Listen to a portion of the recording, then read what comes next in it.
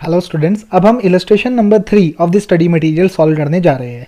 इसमें क्या होता है, हमें रेक्टिफाइड एंट्रीज पास करनी है। तो हमारा वही फॉर्मेट है। सबसे पहले एक्चुअल एंट्री क्या हुई, what should have been the correct entry and what is the rectified entry. ठीक है, अब हम चलते हैं give journal entries to rectify the following. A purchase of goods from Ram amounting to rupee 150 has been wrongly entered through the sales book. इसका क्या मतलब हुआ, जो परचेज थी ना उसे हमने गलती से सेल बुक कर लिया। तो अब एक चीज बताओ, what should have been the entry. मैंने बोला परचेज की एंट्री क्या होती है, परचेज की एंट्री क्या होती है, तो मैंने बोला सबसे पहले एंट्री होती है परचेज अकाउंट डेबिट। ठीक है, purchase account debit to Ram. अगर मैं इसे लिखना चाहूँ तो टू राम, तो अगर जैसे लेट सपोज मैंने purchase of goods from Ram amounting to rupee 150, तो इसकी एंट्री ये होनी चाहिए थी। लेकिन मैंने गलती से क्या किया, मैंने एंट्री डाल दी सेल्स बुक में, डाल दिया ये एंट्री। तो मतलब एंट्री क्या हो गई, अगर सेल बुक में डालता हूं तो मतलब मैंने बोला अगर गलती से मैंने इसे सेल मान लिया तो सेल में क्या बोलता हूं मैं, तो राम अकाउंट डेबिट। ठीक है, राम अकाउंट डेबिट, मैंने गलती से क्या कर दी, एंट्री डाल दी सेल में। तो मतलब सेल क्या होती है मेरी, इनकम। तो credit all the income and debit the receiver. अब मैंने ये माना ना कि सेल करी है मैंने राम को, तो राम मेरा रिसीवर हो गया। तो एक्चुअल में हुआ गया, तो Ram account debit to sales account, है ना, टू सेल्स अकाउंट। अगर मैं ऐसा देखूँ तो ये एंट्री डाल दी मैंने, कितने रुपए से डाली है एंट्री, अगर ये आप देखो तो मैंने 150 रुपये से एंट्री डाल दी। तो अब मुझे क्या करना है, अब मुझे इस एंट्री को क्या करना है, इसे रेक्टिफाई करना है। तो इसका मतलब क्या हुआ, जो सेल्स पहले जो क्रेडिट हुआ था 150 से, अब इस एंट्री में तो सेल्स आ ही नहीं रहा, तो इसका मतलब मुझे सेल्स को तो पूरा ही एलिमिनेट कर देना है। आप देखो ना, ये जो सेल्स जो क्रेडिट आ रहा है, ठीक है, अब आप ये देखो रेक्टिफाइड एंट्री में सेल का कोई वो है ही नहीं रेलेवेंसी, तो मुझे क्या करना है, सेल को पूरा हटा देना है। तो अगर सेल क्रेडिट बैलेंस है, अगर सेल को मुझे हटाना है तो मुझे इसे डेबिट मारना पड़ेगा। अगर कोई चीज़ क्रेडिट में है और उसे एलिमिनेट करना है तो उसे डेबिट मारना पड़ता है। तो मैंने क्या किया, सेल को डेबिट मार दिया, सेल अकाउंट डेबिट। ठीक है, सेल अकाउंट डेबिट, है ना, सबसे पहला कितने रुपए से डेबिट मारा मैंने, 150 रुपए से, सबसे पहली एंट्री। अब मुझे क्या करना है, अब आप ये देखो परचेज अकाउंट आपको डेबिट में चाहिए 150 रुपए। तो अब परचेज अकाउंट अभी तक तो है ही नहीं ना, इस जर्नल एंट्री में कभी भी परचेज अकाउंट तो डला ही नहीं। तो इसका मतलब क्या करना है, आपको परचेज अकाउंट भी डेबिट मारना है। तो आपने क्या किया, परचेज अकाउंट डेबिट, है ना, परचेज अकाउंट डेबिट। ठीक है, परचेज अकाउंट डेबिट भी कर दिया आपने 150 रुपए, है ना। अब आपने क्या किया, फिर आपने क्या किया, अब परचेज अकाउंट डेबिट। अब आप देखो राम अकाउंट में क्या इफेक्ट करना है, राम अकाउंट आपने डेबिट किया था 150 से, ठीक है, और आपको करना चाहिए था, क्रेडिट करना चाहिए था 150 से। मतलब आपने डेबिट किया 150 से, करना चाहिए था 150 रुपए क्रेडिट। तो पहले आप 150 डेबिट को खत्म करो और फिर उसे क्रेडिट में और डालो। तो इसका मतलब क्या हुआ, टोटल में 300 से क्रेडिट हो जाएगा राम अकाउंट। तो एंट्री क्या बन गई, तो अगर मैं इसे देखूँ तो टू राम अकाउंट, है ना, ये कितने से हो जाएगा टोटल, तो टू राम अकाउंट 300 से हो जाएगा। तो इसका मतलब हमारी जर्नल एंट्री खत्म हुई। तो अब आप इसे कैसे समझ सकते हो, आप ऐसे समझिए इसे कि सेल था, अब मैंने इसे गलती से सेल बुक कर दिया, तो सेल को पहले रिवर्स कर दो आप, तो सेल को आपने डेबिट मार दिया। ठीक है, अब एक्चुअल में क्या था, आपको एंट्री यहाँ पे पहुंचानी है इसे, ठीक है, और जो आपने एंट्री डाल रखी है वो ये है, तो आपने इसे इसमें से ये हटा दिया, एकदम सही किया। अब लेकिन आपको परचेज अकाउंट भी तो लाना है, क्योंकि अभी तक तो परचेज अकाउंट आया ही नहीं आपकी इस वाली एंट्री में। अगर आप देखो यहाँ पे परचेज अकाउंट तो है ही नहीं ना, तो अब मुझे परचेज अकाउंट भी लाना है। तो मैंने क्या किया, परचेज अकाउंट को डेबिट कर दिया। ठीक है, अब मुझे क्या करना है, राम अकाउंट को एक्चुअल में कितना लाना है, 150 रुपये क्रेडिट बैलेंस लाना है। ठीक है, तो अगर मुझे 150 रुपये क्रेडिट बैलेंस लाना है तो और राम अकाउंट डेबिट में आ रहा है, अगर यहाँ पे देखो ना आप डेबिट में आ रहा है 150 रुपये, तो मतलब इस 150 रुपये को पहले जीरो करना है, डेबिट से जीरो करना है, और फिर 150 रुपये क्रेडिट बैलेंस लाना है। तो इसका मतलब क्या हुआ, टोटल 300 से क्रेडिट करना है राम अकाउंट को, राम अकाउंट के डेबिट बैलेंस 150 को मुझे पहले 150 क्रेडिट बैलेंस लाना है। ठीक है, तो इसका मतलब क्या हुआ, 150 को पहले जीरो करना है और फिर जीरो से माइनस, मतलब 150 पे क्रेडिट लाना है। तो मैं टोटल क्रेडिट कितना मारना है, 300 रुपये से, मतलब 150 को डेबिट को अगर 150 क्रेडिट बनाना है तो इसका मतलब 300 से मुझे क्रेडिट मारना पड़ेगा। ये आप समझिए, सबसे इंपॉर्टेंट चीज़ है ये। तो ये आपकी जर्नल एंट्री बन जाती है अल्टीमेटली। अब हम चलते हैं सेकंड जर्नल एंट्री की ओर, है ना। तो अगर हम अब चलते हैं सेकंड जर्नल एंट्री, तो अब इसमें लिखा है a credit sale of goods amounting to rupee 120 to Ramesh has been wrongly pass through the purchase book. अब ये क्या है, वाइस वर्सा एंट्री है, जो भी हमने कर दिया उसकी वाइस वर्सा एंट्री है। एक्चुअल में होना क्या चाहिए था, ये सेल थी, तो सेल की एंट्री क्या होती है, मैंने बोला अगर रमेश अकाउंट डेबिट, है ना, रमेश अकाउंट डेबिट, ये सेल की एंट्री होनी चाहिए थी, है ना, टू सेल, ये आपकी जर्नल एंट्री होनी चाहिए थी। अगर आप करेक्ट एंट्री की बात करते हो तो ये जर्नल एंट्री होनी चाहिए थी। इसका अमाउंट होना चाहिए था 120 रुपये। लेकिन हुआ क्या, मैंने ये गलती से परचेज में डाल दी, मतलब मैंने इसे परचेज माना। तो परचेज क्या होता है, मेरा खर्चा, तो खर्चा को हमेशा डेबिट करते हैं, तो परचेज अकाउंट डेबिट। ठीक है, तो अगर purchase account debit purchase account debit है ना, परचेज अकाउंट डेबिट, ठीक है। या फिर इसे मैं क्या बोल सकता हूँ, स्टॉक अकाउंट डेबिट, मतलब इन्वेंट्री आई, इन्वेंट्री मेरा एसेट है तो मैंने बोला स्टॉक अकाउंट डेबिट, तो डेबिट व्हाट कम्स इन, तो मैंने बोला स्टॉक अकाउंट डेबिट। तो हमेशा यहाँ पे क्या करना है, स्टॉक अकाउंट भी कर सकते हो आप, है ना, परचेज की जगह ऑल्टरनेटिव, है ना, स्टॉक अकाउंट डेबिट ना, स्टॉक अकाउंट डेबिट, ठीक है। अच्छा, अब आप क्या करिए इसके बाद, फिर आपने क्या किया, टू रमेश अकाउंट, तो आपने ये कितने से एंट्री डाली, ये आपने 150 से 120 रुपये से डाल दी एंट्री। अब आपको क्या करना है, इस एंट्री को रेक्टिफाई करना है। तो अब एक्चुअल में होना क्या चाहिए था, एक्चुअल में होना ये चाहिए था, रमेश को डेबिट करना था 120 रुपये से, लेकिन रमेश गलती से क्रेडिट हो गया 120 रुपये से। अब अगर क्रेडिट को डेबिट में पहुंचाना है, 120 क्रेडिट को अगर डेबिट में पहुंचाना है, तो इसका मतलब डेबिट कितने से करना पड़ेगा, 240 रुपये से, ठीक है। तो इसका मतलब क्या हुआ, रमेश अकाउंट डेबिट, सबसे पहले जर्नल एंट्री बनी रमेश अकाउंट डेबिट, है ना, तो ये बना 240 रुपये, है ना। फिर क्या हुआ, अब आप देखो यहाँ पे गलती से क्या हुआ है, परचेज डेबिट हो गया था, लेकिन होना क्या चाहिए था, सेल क्रेडिट, मतलब परचेज तो होना ही नहीं चाहिए था कुछ भी। तो अब परचेज को मुझे हटाना है, तो मैंने क्या कर दिया, तो टू परचेजेस, ठीक है, to purchase account, to purchase account, है ना, टू परचेज अकाउंट 120 रुपये। अब फिर मुझे, अब देखो आप, अगर मैंने इस एंट्री को ठीक कर दिया, इसे भी ठीक कर दिया, रमेश को भी ठीक कर दिया, लेकिन अभी भी मेरे पास सेल नहीं बुक हुई, तो मुझे सेल भी बुक करनी है, तो एंट्री हो जाएगी टू सेल अकाउंट, तो ये रेक्टिफाइड एंट्री हो जाएगी। मतलब आप ऐसा समझिए, आपको कभी भी रेक्टिफाइड एंट्री डालनी हो ना, तो आप ये समझिए, सबसे पहले देखो परचेज था, ये चाहिए ही नहीं मुझे, तो इसे हटाना है। अगर डेबिट चीज़ को हटाना है तो मुझे उसे क्या करना पड़ेगा, क्रेडिट, ठीक है, ये फर्स्ट एंट्री होगी। फिर रमेश क्रेडिट को मुझे डेबिट में पहुंचाना है 120 रुपये, तो इसका मतलब क्या हुआ, इसका मतलब ये हुआ 120 से अगर मुझे 120 पे पहुंचाना है, यहाँ से मुझे अगर यहाँ पे पहुंचाना है, तो इसका मतलब मुझे 240 से इसे डेबिट मारना पड़ेगा। तो 240 पे मैंने डेबिट मार दिया, और फिर मैंने बोला सेल तो मेरी बुक ही नहीं हुई अभी, तो मैंने सेल भी बुक कर ली, टू सेल अकाउंट। तो आपको ये एंट्री भी समझ आ गई होगी। अब हम चलते हैं थर्ड एंट्री की ओर, है ना। थर्ड एंट्री क्या बोलती है हमें, on 31 December 2016 goods of the value of ₹300 were return by Hari Saran and were taken inventory on the same date but no entry was passed in the books. अब क्या होता है, किसी ने मुझे, मैंने सेल करी थी, सेल रिटर्न हुई है, ठीक है, तो एंट्री क्या होनी चाहिए थी, sale return account debit to Hari Saran, ठीक है। अच्छा, मतलब होना क्या चाहिए था, मैंने बोला ठीक है, क्रेडिट द गिवर, देने वाला कौन है, हरी सरन, ठीक है ना। और मैंने बोला सेल रिटर्न हुई, तो सेल रिटर्न क्या होता है, मेरी इनकम में से कम होता है, income always have credit balance, तो इनकम को अगर कम करना तो डेबिट करना पड़ेगा। तो इसका मतलब क्या एंट्री होनी चाहिए थी, सेल रिटर्न अकाउंट डेबिट, मतलब इनकम, है ना, सेल क्या होती है मेरी इनकम, अब लेकिन रिटर्न आ गई, तो इनकम को कम करना है, इनकम को कम करना है मतलब डेबिट करना है, तो sale return account debit to Hari Saran, ये एंट्री होनी चाहिए थी।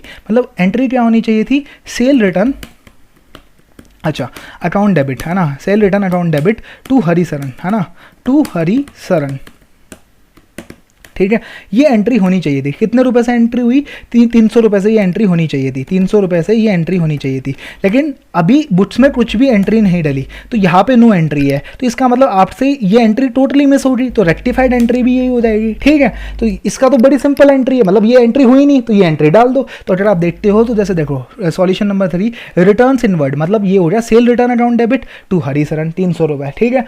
अब लेकिन आप ये समझिए, अब आप ये समझिए इस लाइन का क्या मतलब है, and were taken inventory on the same date but no entry was passed in but taken on inventory on the same date.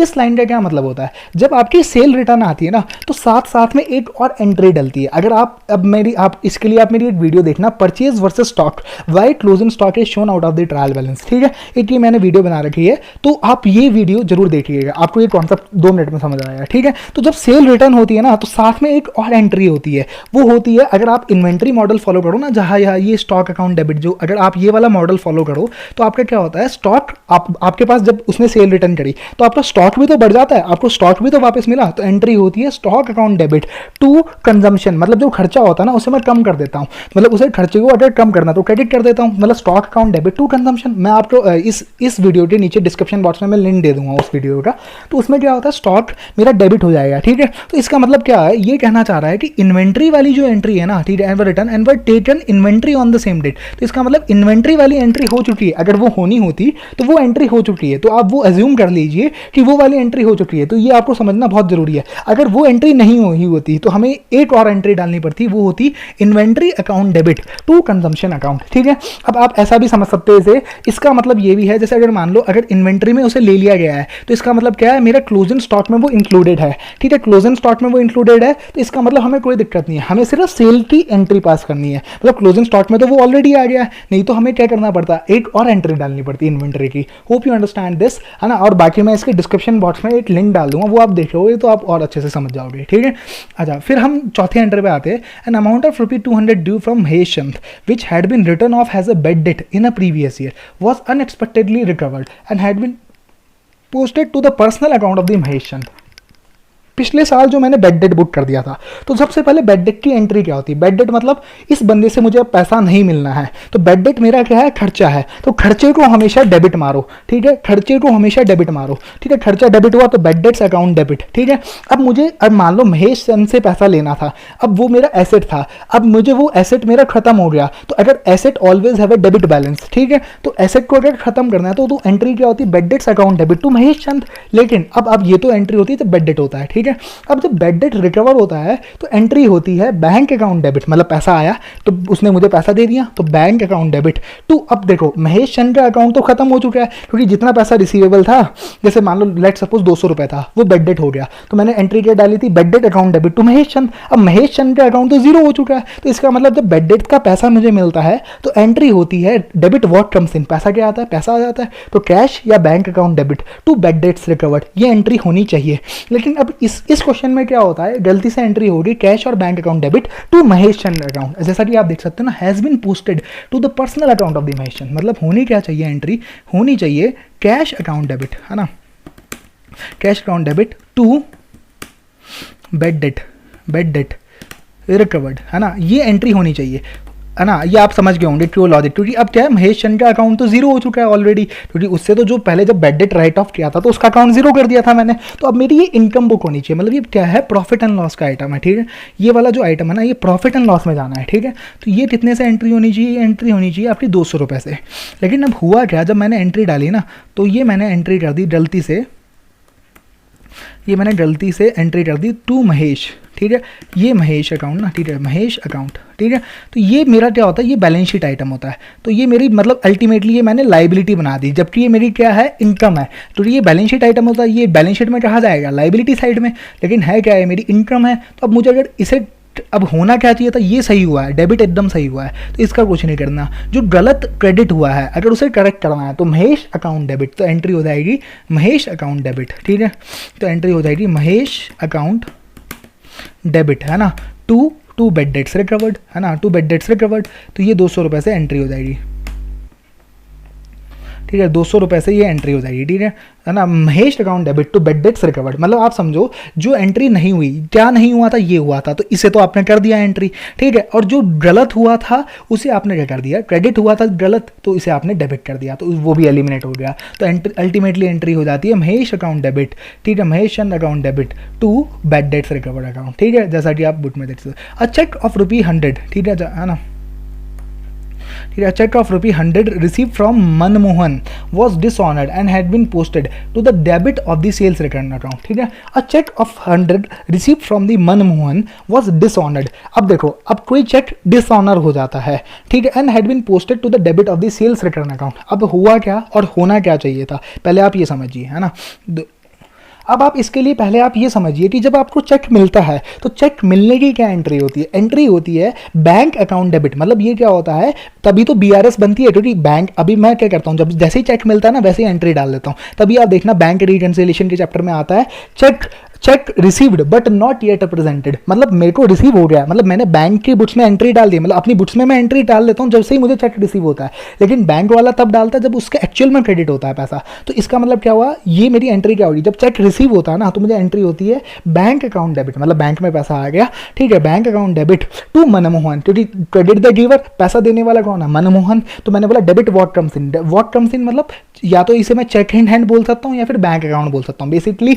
अच्छा, आप ये इसे यही समझिए थी बैंक अकाउंट है, ठीक है। तो ये एंट्री हो रही bank account debit to Manmohan, तो एंट्री क्या हुई, तो ये एंट्री हो रही मतलब ये होनी चाहिए थी जब चेक रिसीव हुआ। अब लेकिन क्या होता है, अब मान लो ये चेक डिसऑनर हो जाता है, ठीक है, तो अब एंट्री क्या होगी, अब मनमोहन से वापसी पैसा लेना, मतलब जो एंट्री हुई थी जब शुरू में क्या एंट्री हुई थी, bank account debit to Manmohan, तो चेक डिसऑनर की क्या एंट्री होनी चाहिए, रिवर्स एंट्री। तो एंट्री होनी चाहिए Manmohan account debit to bank account, मतलब उसे रिवर्स कर दो आप एंट्री को जस्ट। तो जब रिसीव होता तो चेक एंट्री होती, जब रिसीव होता चेक, तो अब लेट सपोज इसके लिए मैं आपको समझा देता हूँ, जब चेक रिसीव होता है तो एंट्री होती है बैंक अकाउंट डेबिट, है ना, bank account debit to Manmohan, ठीक है। अब आपको क्या करना है, इसे रिवर्स करना है, ठीक है। तो एंट्री क्या होनी चाहिए थी, मनमोहन अकाउंट डेबिट, ठीक है, Manmohan account debit to bank, है ना, ये एंट्री होनी चाहिए थी अगर रिवर्स करना है तो, टू बैंक अकाउंट, है ना, ये एंट्री एक्चुअल में होनी चाहिए थी। तो ये कितने से होनी चाहिए थी, ये रुपीज़ है 100, ठीक है।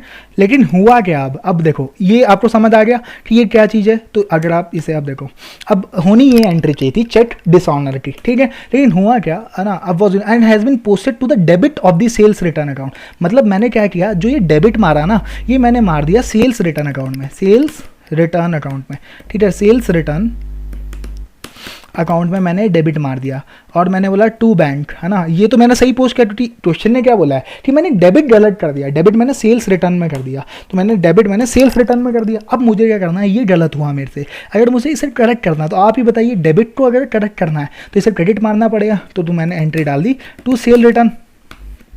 अच्छा, अब जो डेबिट नहीं हुआ उसे डेबिट करना है, तो जो ये डेबिट होना चाहिए था लेकिन हुआ नहीं था तो इसे डेबिट मारना है, तो Manmohan account debit to sale return account. तो ये आपकी जर्नल एंट्रीज बन जाती है। तो आपको ये इलस्ट्रेशन समझ आ गई होगी।